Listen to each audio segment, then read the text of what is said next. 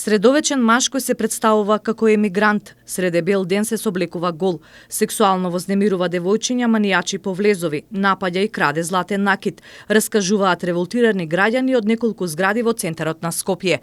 До ден денеска има повеќе обиди за напад на малолетни девојчиња, мачките не баш, него на девојчињата.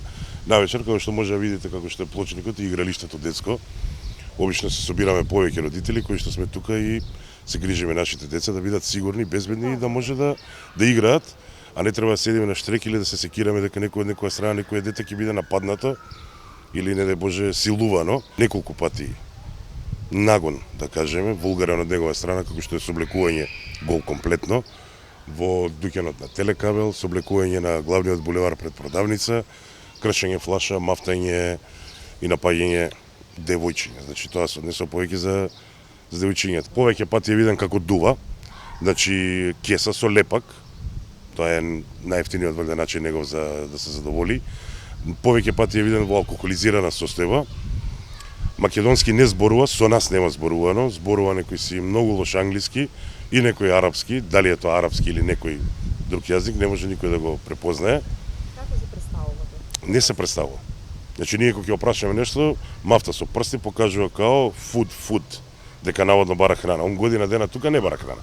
Граѓаните дознале дека човекот е опасен деликвент и добро познат на полицијата.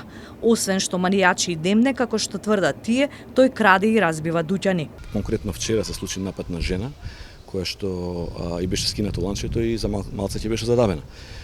Има пријава во полиција, ние се обративме до полиција, меѓутоа полицијата дојде, го приведе, го пушти, веднаш после разговорот он беше тука, слободно се шеташе и направи уште едно дело. Во полициската станица Беко го пријавиле преку 40 пати за разни действија.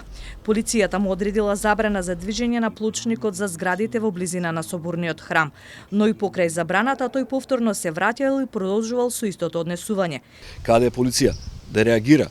Зошто не го приведе? Вчера ни кажаа дека завчера кога бевме во полиција ни кажаа дека лицето сепак не е странски државјанин, бидејќи он се представува цело време како странски државјанин, меѓутоа го по отисци на прстите ни кажаа дека се работи за човек од ромска националност, кој што пред 20 на години заминал во Белгија, меѓутоа протерано таму е и тука ние не знаеме што да правиме. Јавно побараа надлежните институции да се организираат и да најдат решение за него. Бараме прво општина Центар, второ полициска станица Беко и сите други надлежни институции, како што е Труд и социјала, има значи домови кои што се за деликвенти, а ако наводно како што вистина некој се декларира као имигрант, постојат кампови каде што треба да биде уредно однесен, пријавен, да има документ да излезе.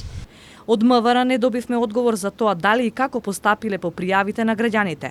Вела дека барањето за овој случај е проследено до СВР Скопје, од каде што може да очекуваме одговор во текот на неделата.